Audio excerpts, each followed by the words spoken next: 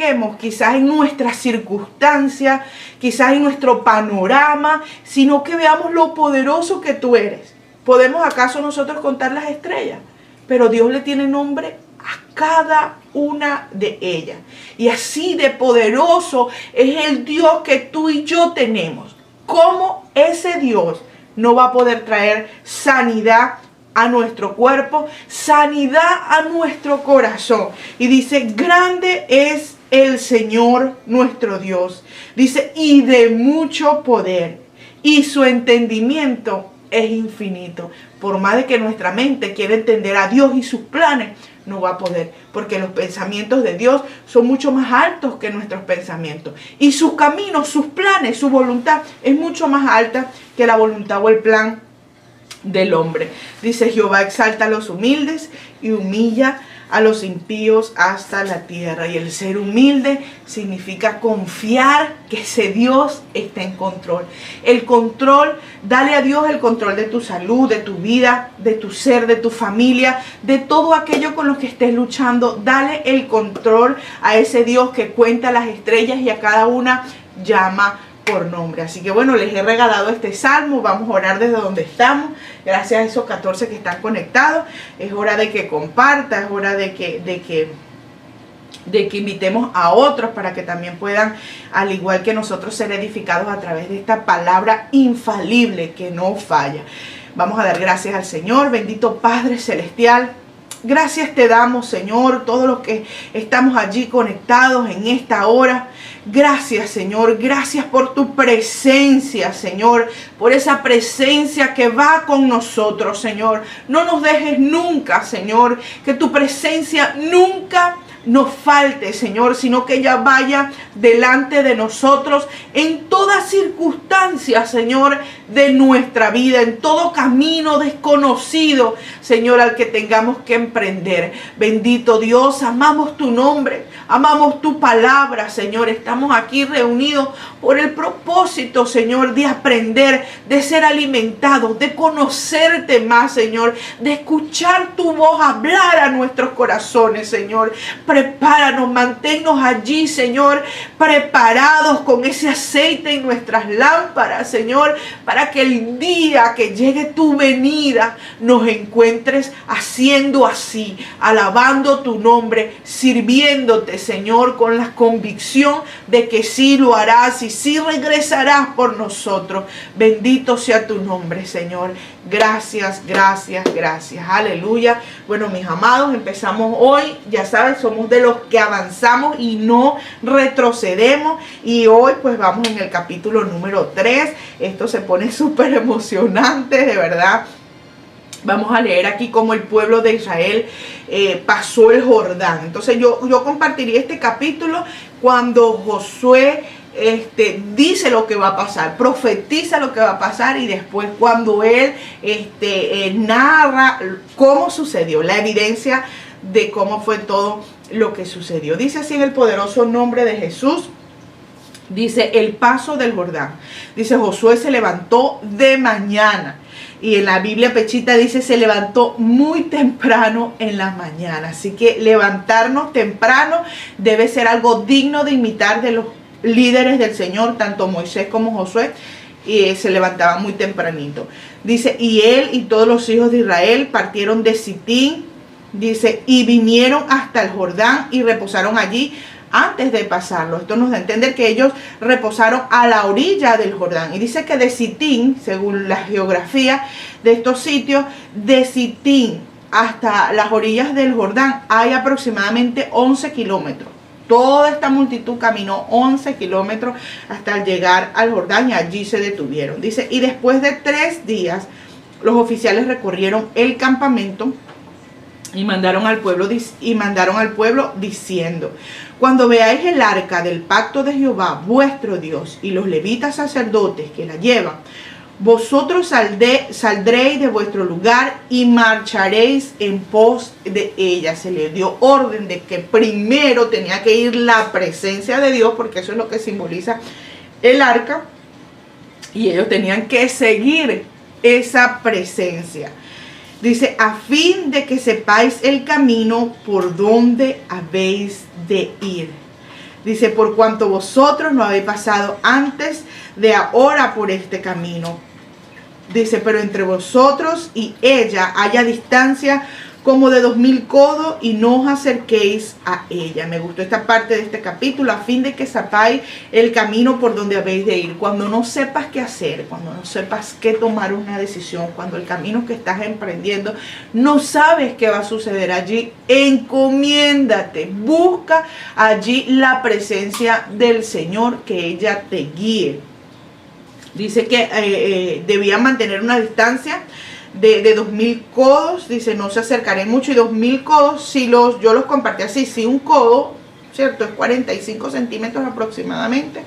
Usted los multiplica por 2000 codos, todo lo que da, y luego lo divide aproximadamente entre dos, porque 2 codos más o menos era como un metro. El total era como 900 metros de distancia que tenían que tener ellos del arca. Como 900 metros. Dice el 5, y Josué dijo al pueblo, santificaos. En otras versiones dice purificaos, como la pechita, y también en otras dice consagraos. Dice, porque Jehová hará mañana maravillas entre vosotros. Era un ritual de santificación, de purificación. Había un ritual. Se acuerda que el sacerdote tenía que limpiar todas las cosas con la sangre. ¿Por qué? Porque había gente que había tocado un muerto, había mujeres que habían dado a luz, o sea, distintas cosas por las cuales las personas estaban inmundas. Entonces el santificarse tenía que ser de eso, limpiarse. Porque dice, porque Jehová hará maravillas entre vosotros. Dice, y habló Josué a los sacerdotes diciendo, tome el arca del pacto y pasa delante del pueblo. Y ellos tomaron el arca del pacto y fueron delante del pueblo. Entonces Jehová dijo a Josué, dice, desde este día comenzaré a engrandecerte delante de los ojos de Israel, para que entiendan que como estuve con Moisés, así estaré contigo. O sea, allí no iba a haber ninguna duda de que el mismo Dios que hizo las cosas con Moisés, esas maravillas, la haría también con Josué. Confirmaría que él estaba con él. Dice el 8, tú pues mandarás a los sacerdotes que lleven el arca del pacto, diciendo, cuando hayáis entrado hasta el borde del agua del Jordán, dice, pararéis en el Jordán. Y Josué dijo a los hijos de Israel, acercaos y escuchad las palabras de Jehová nuestro Dios. Y añadió Josué, dice, en esto conoceréis que el Dios viviente, y aquí usted va a empezar a escuchar el Dios viviente, el Dios que vive. ¿Por qué? Porque si nos ponemos a analizar un poquito esta expresión, no hay dioses que vivan, no hay ídolos que vivan. La mayoría de gente adopta un ídolo de algo que no tiene vida, no tiene soplo de vida, no tiene vida. Pero Dios es un Dios, el Dios de nosotros es un Dios viviente, un Dios que vive. Dice, está en medio de vosotros, y que Él echará delante de vosotros al cananeo. Recordemos que eran los descendientes de Cam. Dice, el eteo, el ebeo, el fereceo, el jerjeseo, el amorreo y al jebuseo. Eran pueblos malos. En Génesis podemos encontrar que realmente había maldición sobre ellos. Dice, he aquí el arca del pacto del Señor de toda la tierra pasará, el Señor de toda la tierra, dice, pasará delante de vosotros en medio del Jordán. Toma pues ahora 12 hombres de las tribus de Israel, uno de cada tribu. Y cuando las plantas de los pies de los sacerdotes que llevan el arca de Jehová, Señor de toda la tierra, que tiene toda autoridad sobre la tierra, sobre lo que sucede en la tierra, todas las maravillas que pueden suceder. Ese Dios de la tierra, dice, se asientan en las aguas del Jordán. Cuando esos pies pisaran esas aguas, dice, las aguas del Jordán se dividirán, porque las aguas, dice, que vienen de arriba, se detendrán en un montón. Entonces aquí le dan a Dios le dan ese, como dijera yo, lo definen así como el Dios de la tierra, porque él haría que esto sucediera. Dice el 14, y aconteció cuando partió el pueblo de sus tiendas, y ahí empieza a suceder todo. Dice, aconteció que cuando partió el pueblo de sus tiendas para pasar el Jordán con los sacerdotes delante del pueblo, llevando el arca del pacto. Dice, cuando los que llevaban el arca entraron en el Jordán y los pies de los sacerdotes que llevaban el arca fueron mojados a la orilla del agua. Mire lo que dice acá, entre paréntesis, porque el Jordán suele desbordarse por todas las orillas todo el tiempo de la siega. El tiempo de la siega era el tiempo de la primavera, ¿cierto? Entonces, en la primavera había un monte que se llamaba, yo por aquí lo anoté porque leí, el monte Hermón, que se congelaba y ese hielo se derritía en primavera y hacía que este río, las aguas subieran. Dice que aproximadamente este río subía, o sea, se hacía grande y esas aguas se desbordaban y era de 1.6 metros, kilómetros, de 1.6 kilómetros de ancho, todo su desborde. Entonces esto podría crear un poquito de intimidación cuando ellos iban a pasar. Más sin embargo, Dios escogió ese peor momento, digámoslo así, a nuestros ojos para mostrar su gran poder y las maravillas que él iba a hacer. Dice, las aguas que venían de arriba se detuvieron como en un montón, dice, bien lejos de la ciudad de Adán. O sea, ellos se detuvieron allí, dice que está al lado de Zeratán. Dice, y las que descendían, dice, el mar de Araba, o sea, más abajo, el mar Salado, se acabaron y fueron divididas y el pueblo pasó en dirección de Jericó. Yo estuve leyendo otros libros, un ratico que tuve tiempo el día de ayer, y decía que mucha gente o muchos analíticos, ellos dicen que seguramente fue que se desbordó un cerro, no, hizo un desborde del cerro y pues por eso se atajaron las aguas de este lado y pasaron. Pero sea lo que haya sido, de la manera que Dios lo hizo, en el tiempo perfecto, el Dios de que tiene poder sobre toda la tierra, el Dios, el Señor de toda la tierra, fue el que hizo esta maravilla en el momento preciso, en el tiempo preciso. Entonces dice el 17, más los sacerdotes que llevaban el arca del pacto estuvieron en seco, firme en medio del Jordán, hasta que todo el pueblo hubo acabado de pasar el Jordán y todo Israel pasó en seco. Mire qué hermoso saber que los líderes que llevaban la presencia del Señor no se movieron de en medio de la circunstancia difícil, en medio de ese mar, en seco, hasta que todo el pueblo pasó. De allí la presencia del Señor y los sacerdotes no se movieron hasta que todo el pueblo estuvo a salvo. Y esa es la posición de un líder, aquel encargado de llevar la presencia del Señor en medio de su pueblo. De verdad que me gustó eso. Fueron bien valientes. Quizás al ver que esas aguas estaban atajadas allá, pero dirían en cualquier momento si eso se suelta otra vez ese río, pero ellos estaban allá firmes, confiados, sosteniendo allí el arca del Señor, ahí agarrados de la presencia del Señor. Y de verdad que eso hacen los líderes que están allí encargados de tener la presencia del Señor, de estar allí mientras el pueblo pasa momentos difíciles. No sé, me gustó mucho esto, está bueno hasta para una predicación. Así que vamos a comenzar con el capítulo 4. Dice, las 12 piedras tomadas del Jordán.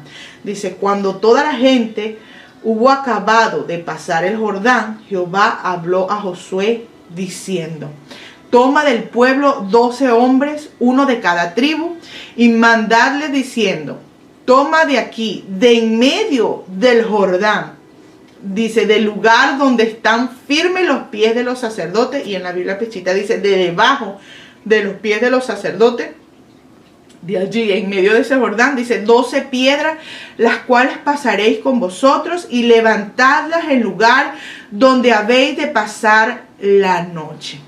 Entonces Josué llamó a los 12 hombres, a los cuales él había designado de entre los hijos de Israel, uno de cada tribu, o sea que ya habían sido escogidos de antemano, dice, y les dijo Josué, pasa delante del arca de Jehová, vuestro Dios, a la mitad del Jordán. O sea, ellos ya habían pasado, pero esos 12 tenían que pasar otra vez delante del arca, allí en el arca, donde estaban todavía los sacerdotes en medio del Jordán. Dice, cada uno Dice, y cada uno de vosotros tome una piedra sobre su hombro. Esto nos da más o menos un tamaño de que eran pesadas, la dimensión de esa piedra.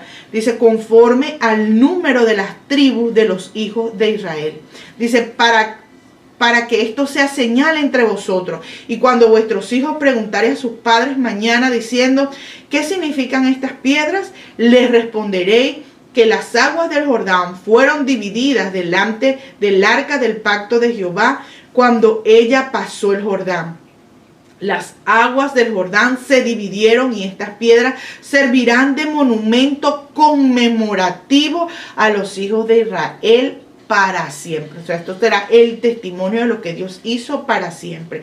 Dice, los hijos de Israel lo hicieron así como Josué les mandó y tomaron 12 piedras de en medio del Jordán como Jehová lo había dicho a Josué conforme al número de las tribus de los hijos de Israel. Entonces eran 12 piedras y las pasaron al lugar donde acamparon y las llevaron allí.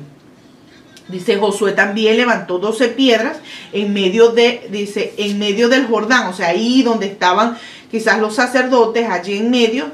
Dice, en el lugar, sí, ahí está, dice, donde estuvieron los pies de los sacerdotes que llevaban el arca del pacto y han estado allí hasta hoy. Donde los sacerdotes se pararon, ahí también hicieron un monumento de 12 piedras, dice, y ahí permanece hasta hoy.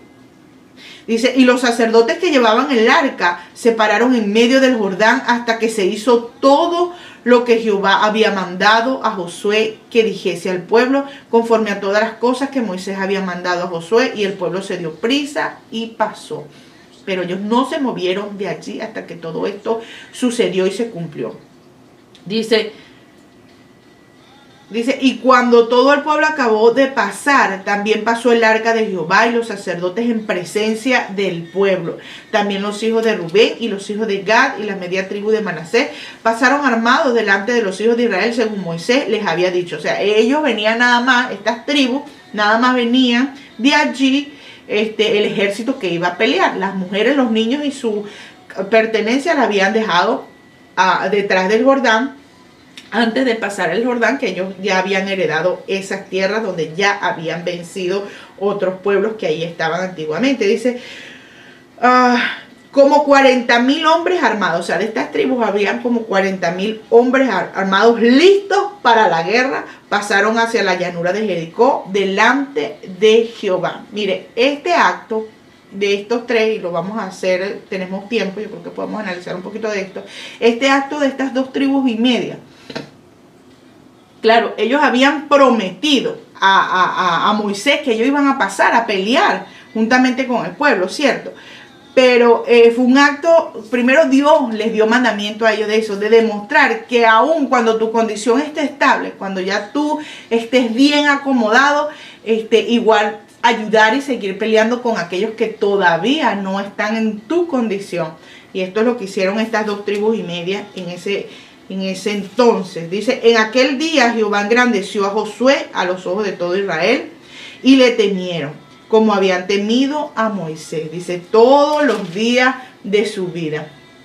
Dice, luego Jehová habló a Josué diciendo, dice, manda a los sacerdotes que lleven el arca del testimonio, que suban del Jordán.